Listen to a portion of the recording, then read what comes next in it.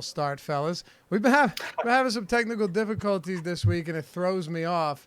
But don't worry, I'll get my feet back underneath me. We've got 6 games to talk about today on a Wednesday. Before we do, I'm Dave Lochran. With me, Adam Scher and Awesemo himself, Alex Baker. Fellas, how'd the early slate go? Not great for me. Had a lot of Tyler Beatty, who kind of disappointed. Bats didn't really come through for me, so not a great early slate. What about you, Alex? Yeah, I really like doing these shows on the days of the early slate because it's like you can just turn the page and stop thinking about it. Yeah, that would be a good point. Let's go ahead and turn that page then, fellas. We've got 6 games, and we'll start it off with the Chicago Cubs and the Philadelphia Phillies. Aaron Nola, Cole Hamels. Alex, let's start it off with you here. Aaron Nola, very good pitcher. Highest K rate on this slate, but that's really not saying much.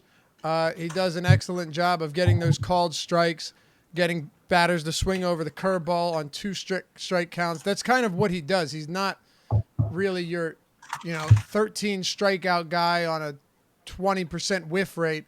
He's just Aaron Nola, and he's good. But is Aaron Nola worth paying for today? Kershaw is a lot more expensive, but the lowest total goes to the Marlins. He's a huge favorite. Nola, on the other hand, draws a pretty tough matchup in Philly. Talk to me about Nola first, and then we'll get to Cole Hamels. Yeah, I think that it's pretty tough matchup versus the Cubs. Their lineup today is pretty solid. Let me just update my stuff here. So it's a little bit interesting. Tony Kemp replaced Jason Hayward in the lineup. He's leading off, and that's kind of an interesting spot. But this lineup kind of is about average in strikeouts, so I think that Nola's 27% on the season should be a pretty accurate representation of what you can expect today, which is pretty good. So if he gets lucky with the run prevention, I think he could definitely have a pretty good fantasy performance. As you were saying, though, not a great spot. Yeah, it's not. But, Adam, I guess, again, it comes down to what type of pitching depth do we have, and we don't have much. And I would assume that, Clayton Kershaw. When I looked earlier, by the way, I'm going to refresh, see if we've got updated ownership now, because this will definitely tell a story. But earlier, it was Aaron Nola, at least on DraftKings, that had the highest projected ownership. And then I think on Yahoo it was Kershaw, and then on FanDuel I believe it was also Nola. So what do you make of that Nola ownership here on a 6-game? Oh, by the way, it's changed. Kershaw is now number 1 on DraftKings at 32%. Nola's still number 1 on FanDuel, and Kershaw is 60% on Yahoo.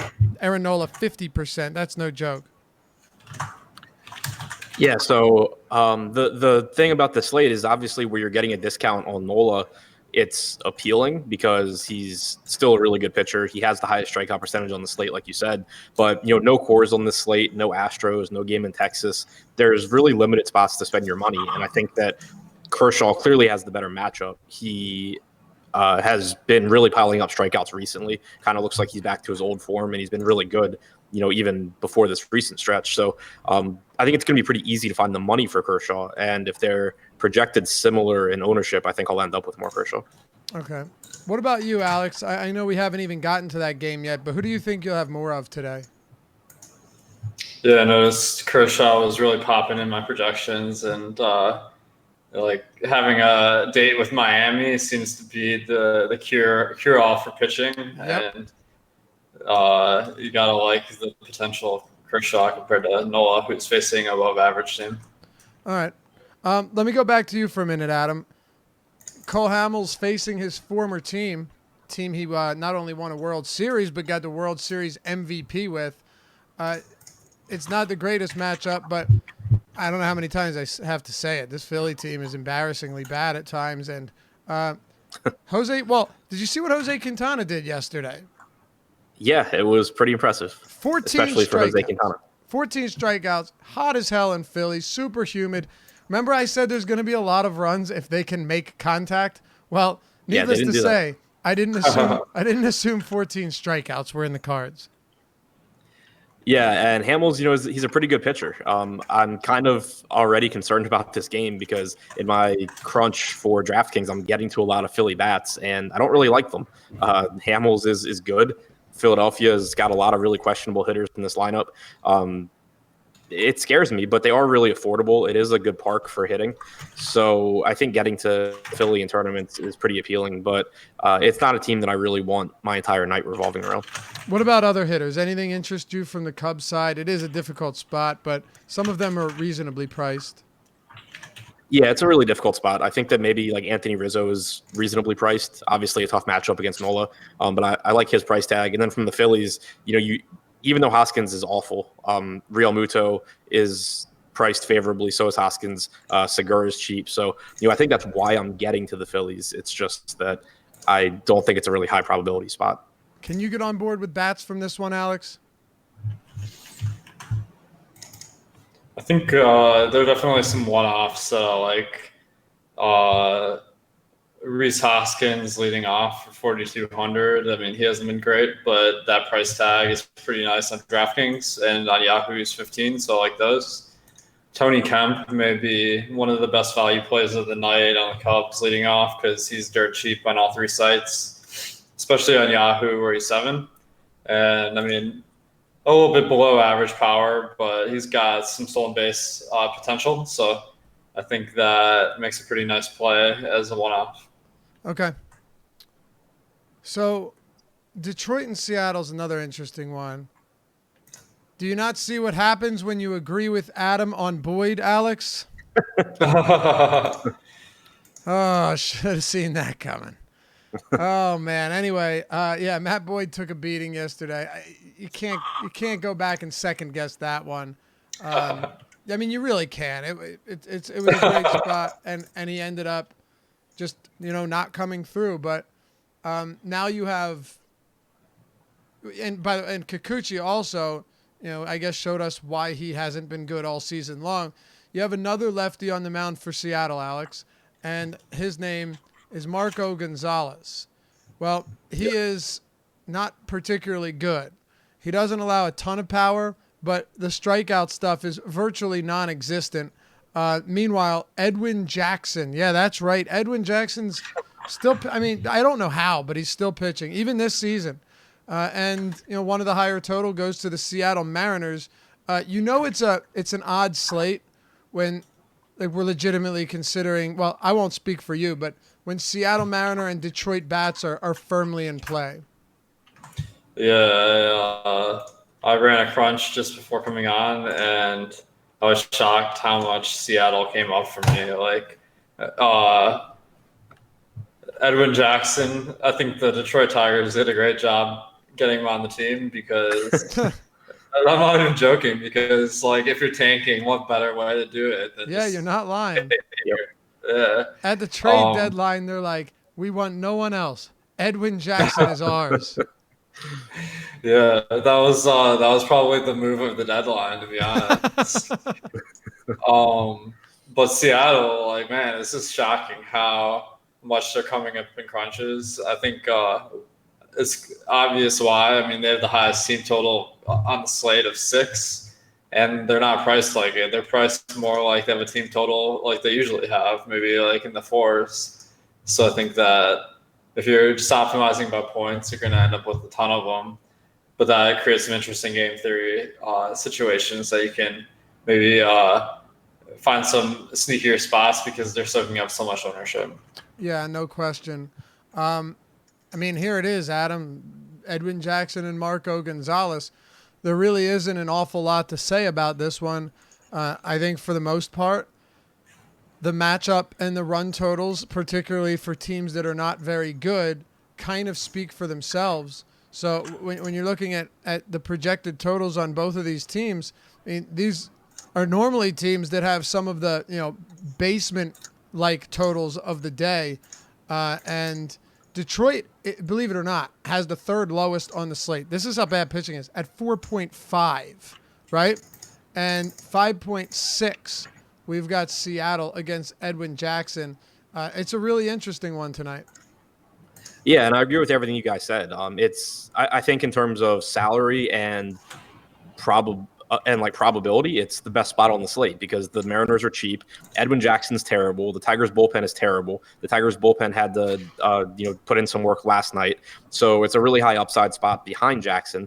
But at the same time, it's still the Mariners, and it is only a 5.6 implied run total. It's not like we're talking about them being at like 7.5, and every other team on the slate being at 5.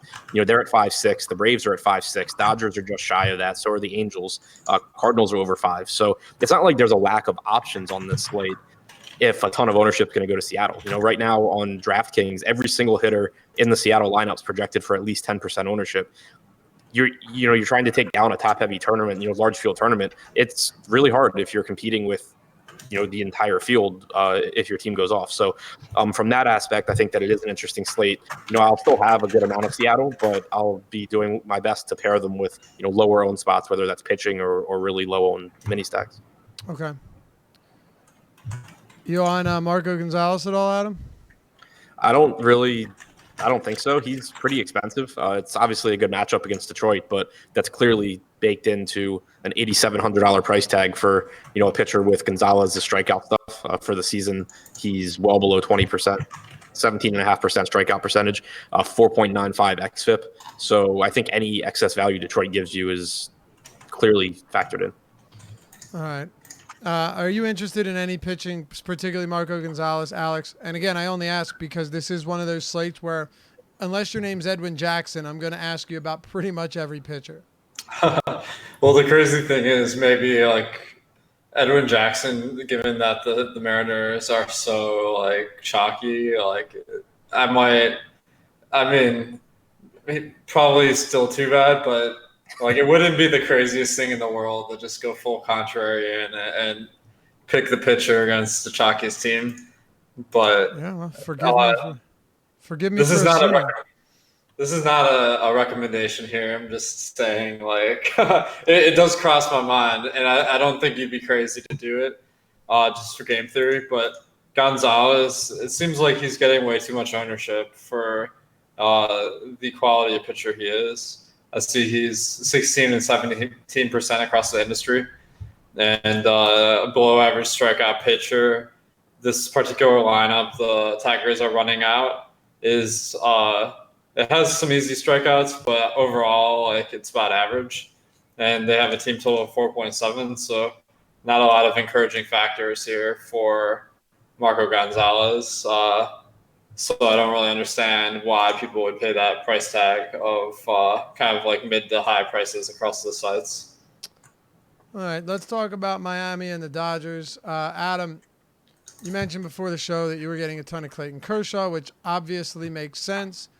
However, it's not just Kershaw from this game that you're going to have interest in. And look, I understand it. I hate it. I mean, like, I truly hate it, especially given that. And by the way, I'm talking about Alicia Hernandez. When you look at a team that is actually running out, I thought there were 5 lefties in the projected lineup. I didn't project for Edwin Rios, so you've got Jock, you've got Muncy, you've got Bellinger, Seager, Beatty, and Rios. Only 2 righties in this entire lineup. We will get to Kershaw, but I actually want to start with Alicia Hernandez. Man, his numbers against lefties, albeit a small sample, are really bad this year. 399 WOBA, 333 ISO, almost 3 home runs per 9. And then, to kind of add insult to injury, his expected rates aren't that bad, but they certainly aren't pretty either. So just your take on Alicia Hernandez. I understand that it's just a lack of options thing, but it's pretty terrifying. Yeah, purely a lack of options. Like you said, he's really struggled with lefties. The Dodgers have really, really good hitters throughout their lineup. The park's favorable. That's the only thing I have to say, and he's cheap. But he's projected to be the 3rd highest owned pitcher on DraftKings for a reason, and it's because the rest of the pitching on the slate isn't very good either. So it's a spot where I'll certainly have Hernandez in some tournament lineups, but I'll also be looking to get to the Dodgers because if I can knock a quarter of the field out with probably the most talented offense on the slate, then I'm going to look to do that. All right. Yeah, are your thoughts on Alicia Hernandez, Alex, against this Dodgers squad? I like him. I think that he's definitely going to be one of the fixtures in my lineups on DraftKings, on FanDuel, and Yahoo. You probably don't have to dig so deep because going up against the Dodgers does really stink. The lineup they're running at today is no exception. I mean, about 10% better at getting on base than average, 15% better power. So there are some positive factors, though. I think that the park is good. Luisio Hernandez hasn't been doing great this season. In fact, he got essentially sent to the bullpen for a while, and then after Gallen was traded, they made him a starter again, I guess. But based on his minor league numbers, I'm actually pretty optimistic about this guy's chances to be a good pitcher, at least for fantasy, because he struck out 34% in AAA this year. And that kind of equates to maybe like high 20s in the majors. We haven't seen it quite that good yet. He's been at 24%, but he's a guy that will like put up some big strikeout numbers. And although the Dodgers lineup is a little bit below average to strikeouts, I think that I like that 5,600 price tag on DraftKings. Okay. Scares the shit out of me, honestly. Yeah. I really understand it. Honestly, it's kind of like Homer Bailey today, except this spot for Hernandez is like still way worse than Homer Bailey, who, by the way, last I looked, we're getting some good numbers from old Homer. What are your thoughts on Kershaw, Alex? It's a top-priced pitcher across the board, highest owned on DraftKings and on Yahoo, which, by the way, if you haven't signed up yet, do so using our link so you can get $30 in Yahoo Sports Rewards points. Click on the Spotlight Hitters article right on our homepage. It's totally free content. Read it, of course. But before you do, click the link at the top for Yahoo Daily Fantasy Sports. No MME, no mass multi-entry, no 150 entries. You got 10 entries max. If you get in early in the day, you get 0% management fees and still some of the lowest in the industry if you don't. A great format and a great way to build your bankroll, especially with NFL coming up and them certainly running out some big contests in the near future. One more thing on Yahoo, some cool stuff that they've got coming up. But before we do, your take on Clayton Kershaw, Alex.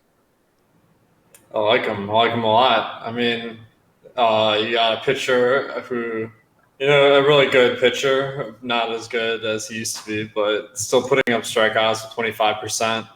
And this lineup the Marlins are running out is particularly really good for strikeouts. I have them for about 20% more than your average team. And one of my favorite stats to reference these days is the pitcher strikeout numbers. In case you guys don't have them handy watching, Luisio Hernandez has struck out 52% of the time so far this year. Is that good? So that's like it's good for Kershaw. Yeah. And that's just like basically adding another fantasy point to his projection versus like if they rolled out an average pitcher. So I think that the run total of 3.3 is also very encouraging. So I think you can project, although maybe not like lights out strikeout numbers here, like just overall like a really good game. Okay. Adam, Clayton Kershaw, I know there's not a ton to be said. Like your same reason for playing Luisio Hernandez, in a sense, is your same reason for playing Kershaw, because there aren't a lot of options. He's clearly the best pitcher on the slate with the best matchup in one of the best parks. Normally, I don't think you'd be paying upwards of $12,000 for him if it were a deeper slate. Yeah, well, in addition to the good matchup in the good park, I think it is worth pointing out that Kershaw's been even better at getting strikeouts recently. He hasn't had the hardest matchups. He's faced the Padres twice, the Phillies, the Marlins, the Nats, and the Cards. But another favorable matchup tonight against Miami. Batter's been moving a little bit better, getting close to an inch more depth on it over those last 6 starts, and his whiff percentage has gone from 17.7% on his slider to 26%.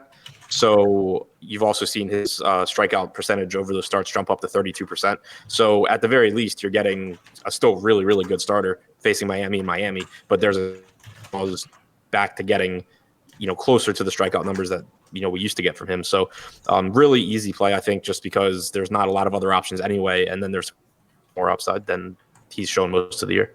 He's actually striking righties out more than lefties this season too, 25.8% on the year.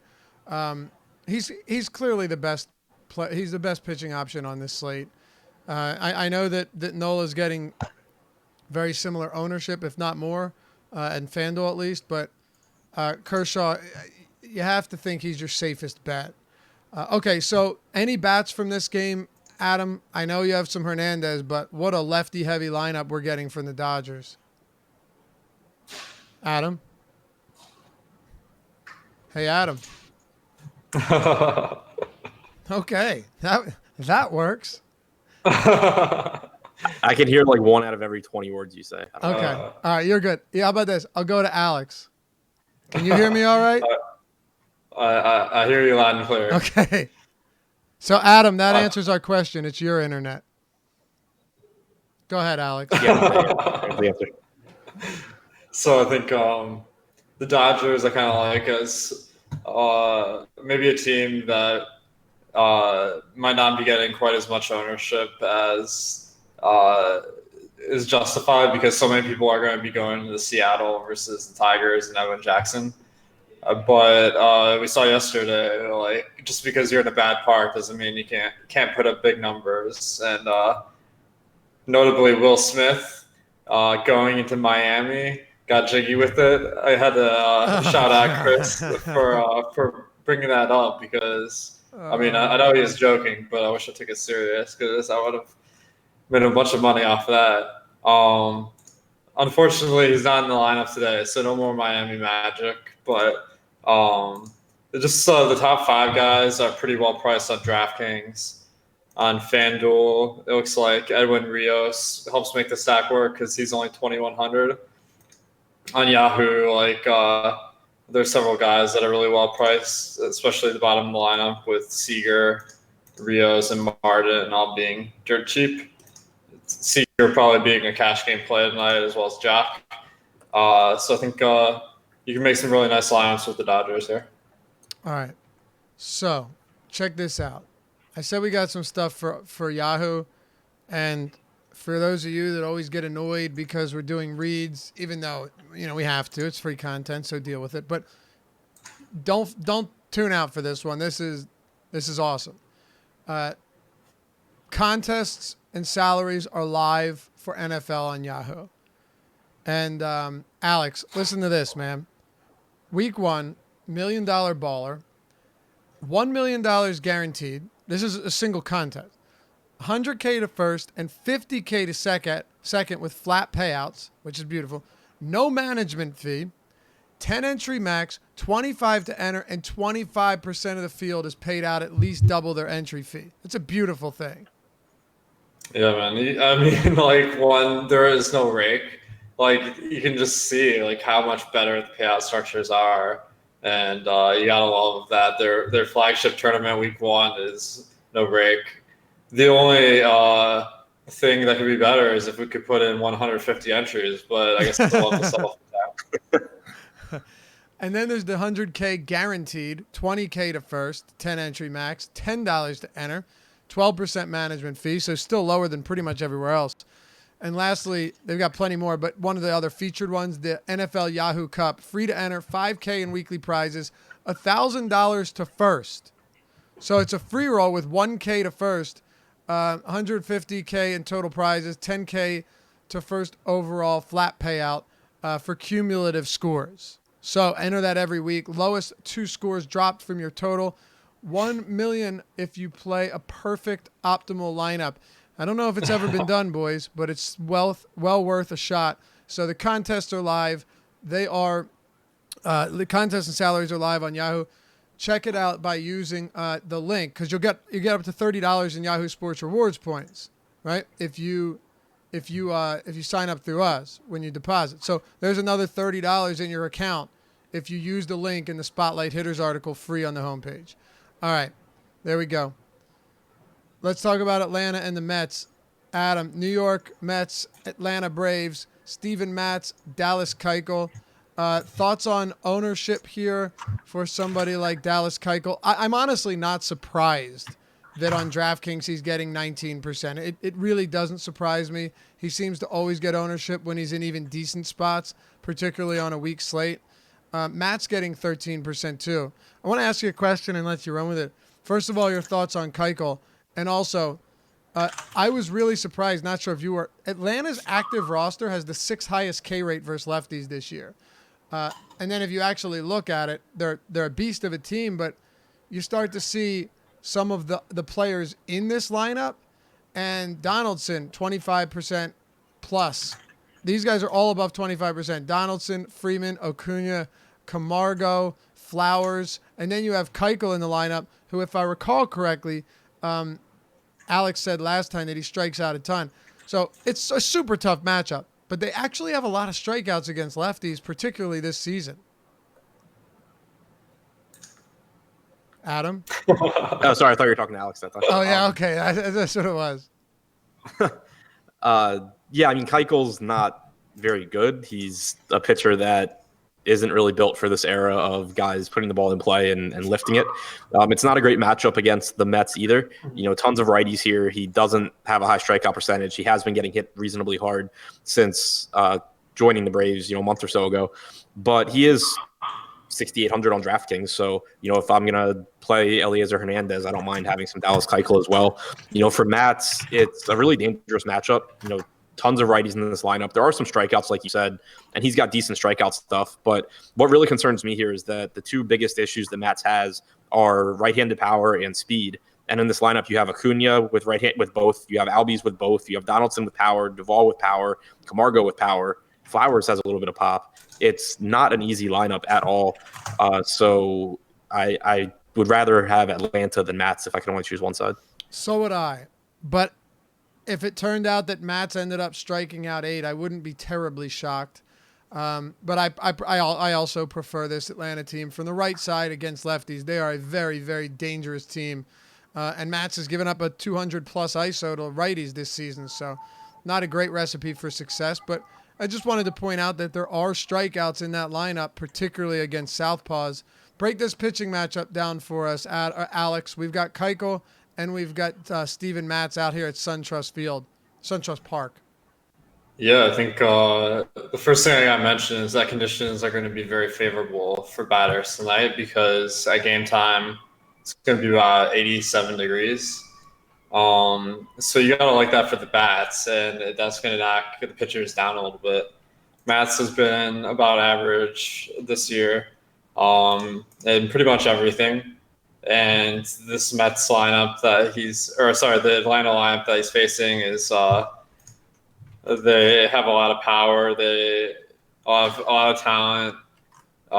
So I think that it's definitely a downgrade for him compared to a normal matchup because of the weather and the quality of batters.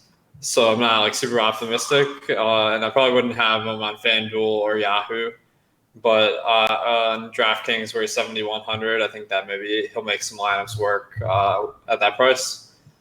And Keuchel, not a great strikeout pitcher. And as Adam was saying, his style really isn't faring that well. I think that's why he wasn't signed at the beginning of the season. But he is 6,800 on DraftKings, 7,500 on FanDuel. So those are some more reasonable prices, and the matchup is about average versus the Mets. They have a really, really weak bottom of the lineup with Tejada, Lagares, and of course the pitcher slot. So I think that it's definitely possible for Keuchel to have a good game. Okay. Are you on Braves bats as well? I think they're interesting. I think the ownership is looking to be a little bit higher than I have them pegged. I'm actually a little bit more interested in the Mets because they're so low owned. One caveat is that because Ruben Tejada isn't in the player pool on any site, it's kind of like we were talking about yesterday, how there aren't as many ways to stack it up, so it's not going to be as differentiated from other people. But I still see some potential there. Okay. You want to finish this out, Adam? Anything else to add on this game?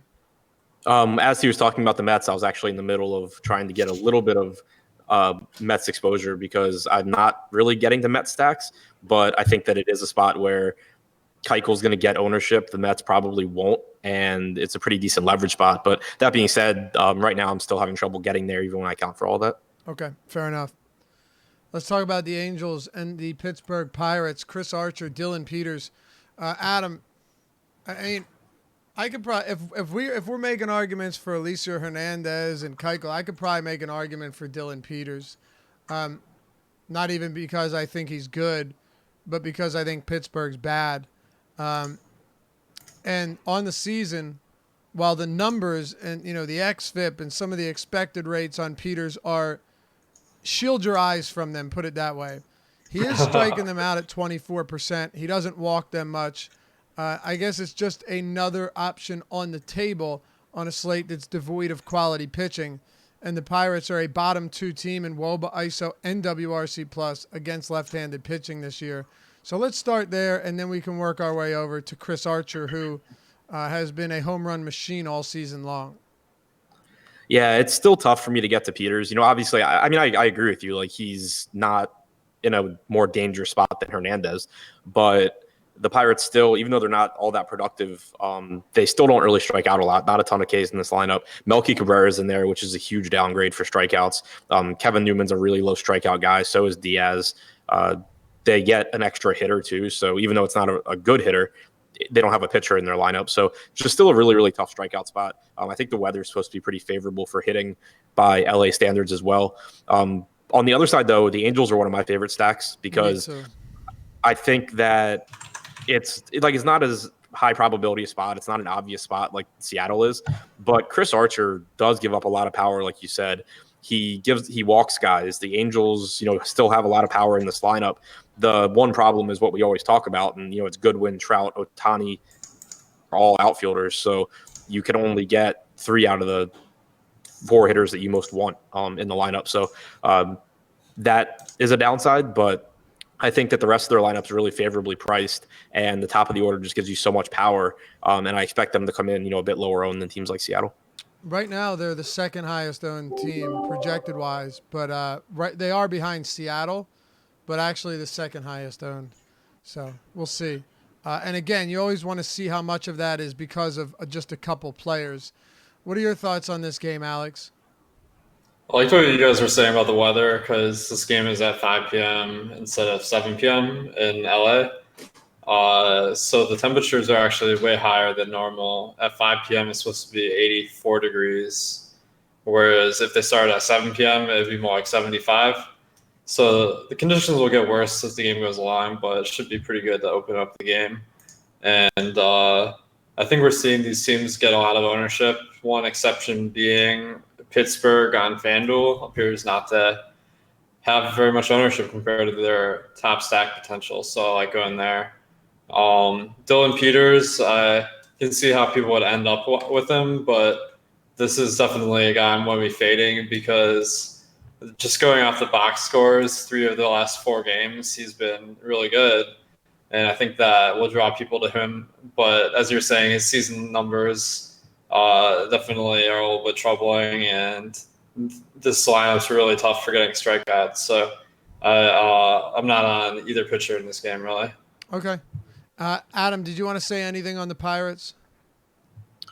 No. I mean, Josh Bell's cheap, but it's just not a really appealing stack. They're pretty expensive outside of the really bad hitters that you don't really want anyway. All right. We've got the biggest giveaway ever happening at Awesemo.com, and it's in honor of us debuting season-long fantasy football projections and rankings from the #1 DFS player.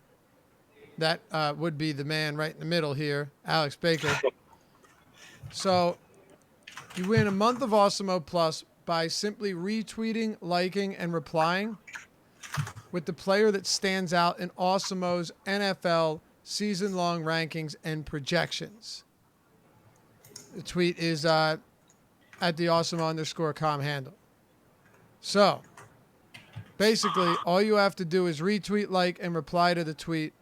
and follow at Awesemo_com and at Awesemo NFL. So you just go look at the tweet. You'll see it. You'll know exactly what it is. So then you won't have to remember everything I'm saying. But we're going to pick 10 random winners on August 20th at 12 p.m. Eastern Time. So if you're a current Awesemo Plus member, you can win a 30-minute coaching session with Awesemo right here in the middle by taking part in this giveaway. Over $500 of value in prizes. So go ahead and check it out. We're giving away 10 random winners, free month of Awesemo Plus subscription. And we wish you the best of luck. This is in honor of our Draft Central launching season-long fantasy football projections and rankings. Very excited about all of that. And you will be surprised by some of these. I promise you that much. These are not your generic projections that you see on every site. I'm telling you, man, it's the truth. All right, let's go to our last game here. St. Louis, Kansas City. We've got on the mound for the St. Louis Cardinals, Dakota Hudson and Brad Keller. Alex, I'm not a big Dakota Hudson guy, but I was a little bit surprised that he wasn't owned up there with some of the other bad pitchers at a similar price point. But he isn't, and he's not very good, but neither is Kansas City. And then on the opposite side, we know who Brad Keller is. Just another really bad pitching matchup here. Yeah. Just a quick note. I just got a notification that Jacob Stallings is scratched. So that pretty much nullifies everything we said about the last game, right? Yeah, exactly. So I think obviously you're not going to Keller or Hudson on FanDuel and on Yahoo. It's much easier to build a lineup, so I don't really see any need. But on DraftKings, both of these guys are getting ownership, surprisingly. And both guys are kind of comparable, like below average, xFIP, 17% strikeout percent for both. Kansas City has a team total of 4.7, St. Louis 5.4, so neither of those are encouraging. And the strikeout matchups are really tough for both pitchers. So I think there are many factors in their favor, but Dakota Hudson maybe at 6K could be someone who might sneak into a lineup or two, but I wouldn't like it. But I think that the St. Louis bats again today. I know yesterday they were super chalk, but they seem appealing today as well. All right. Adam, another bad matchup. Like I said, man, they just keep getting worse. Yeah, I'm kind of interested in Hudson here, though. If he actually comes in at 11% on DraftKings, like we have him right now, I think I'll be overweight. We had him at 4% earlier, which was even lower than Edwin Jackson. What? Go ahead. I didn't hear what you said. I said we had him at 4% earlier, which was the lowest of any pitcher. Oh, yeah. So he was 11 last I checked. No, I'm saying earlier in the day, but yeah, now he's at 11. Okay. So the thing I like about Kansas City, or the matchup for Hudson, is that the bottom of the order is really bad once you get past Soler, and he does have the platoon advantage against 3 out of the 4 good hitters with Merrifield, Dozier, and Soler. He's done a good job at limiting right-handed production this year. He's held righties to a 313 expected WOBA, 125 expected ISO, 17% strikeout percentage. Most of his power, though, has been the lefties, and guys like Valoria, Lopez, aren't really that scary. O'Hearn has power, but he strikes out a ton. Alex Gordon is like the only above average left-handed hitter in the lineup. So at that really cheap price tag and low ownership, I have interest in Hudson. Okay. Batters here. Adam, is there anything that you like from St. Louis or Kansas City? I think St. Louis is really, really affordable. The problem is just that Keller is not a total gas can, and St. Louis is projected for a lot of ownership as a team. And I think it makes sense because they're really good values, but probably more of cash game options than tournament options for the most part. All right. Yeah. Where do you stand on the batters from this one, Alex? We've talked about a lot of decent teams from a hitting perspective, not a lot of pitching. Do you have interest in any of these bats from either side? Yeah, I think especially for cash, I'm seeing some plays. Tommy Edman at $8 batting second, and Matt Carpenter at $9 batting sixth are really good values on Yahoo, and they probably make my cash lineup on there. I think the stack is pretty viable on all three sites with kind of ownership equivalent to their chance of being the best stack. One advantage I see is paying up for Marcell Ozuna on FanDuel. He's about 1,000 more than any other player aside from Paul Goldschmidt on the lineup, and he only has 2% projected ownership. So if you have him on FanDuel, like you might get a really good stack at a much lower like combined ownership compared to the field. So I like that play. And then on FanDuel, Kansas City is super contrarian, and on Yahoo as well. So I could see maybe having a couple stacks with Ryan O'Hearn kind of being the good value play from that game. Adam, anything else on this game before we close it out? I think Gordon and O'Hearn are my two favorite bats from KC. Sounds good to me. Deeper Dive gets you 50% off your first month of Awesemo Plus, assuming you're not a lucky person and don't think that you can win in our biggest giveaway ever. Deeper Dive, one word, gets you ownership projections, the player projections, the top stack tool, Fantasy Cruncher add-on is something you can do, and so much more. Also, a ton of free content on the site, including the Draft Central app and season-long projections and all of our articles. From top to bottom, if you're getting ready for your drafts, check out awesemo.com. All right, fellas, top stacks. Alex, what do you have today?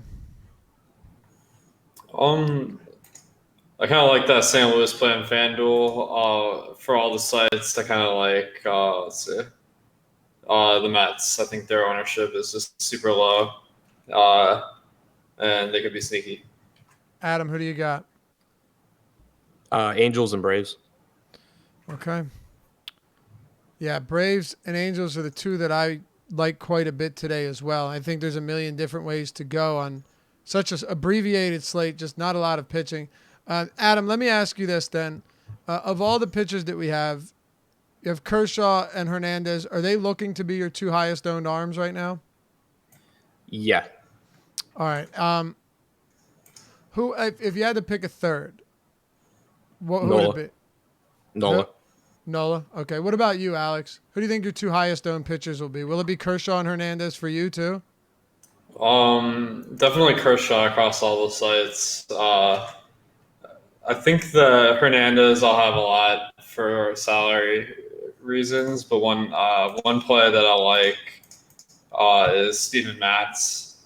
My man. There we go. Yeah, definitely. I mean, he's like he's just an average pitcher, and I like the strikeouts in this Atlanta lineup with Keuchel just striking out at an alarming rate this year. So I think maybe that bumps him up into consideration. Yeah, they're all scary outside of maybe Kershaw and maybe Nola, but you got to go somewhere. But you don't have to go anywhere now because you have got the Live Before Lock show with Jake Hari and Chris Baggs taking you up to lock at 7:05 Eastern Time. Stick around on the Awesemo channel. Not on this one right here, but on the channel. You know where to find it. Josh isn't on. He usually produces both shows to keep it going, but not today. He's got a life to live, and we respect that. Anyway, stick around on the Awesemo channel. And before you head out, if you like the show, you want to see more, and you want to help support us, the channel and the site at Awesemo, give us a thumbs up and like the video. Subscribe, hit the notification bell as well. We greatly appreciate you. All right. Well, we'll be back here. I won't be back here tomorrow. Adam will be back here tomorrow. And the Deeper Dive will continue on throughout the rest of the week. Live Before Lock coming up next. Good luck tonight.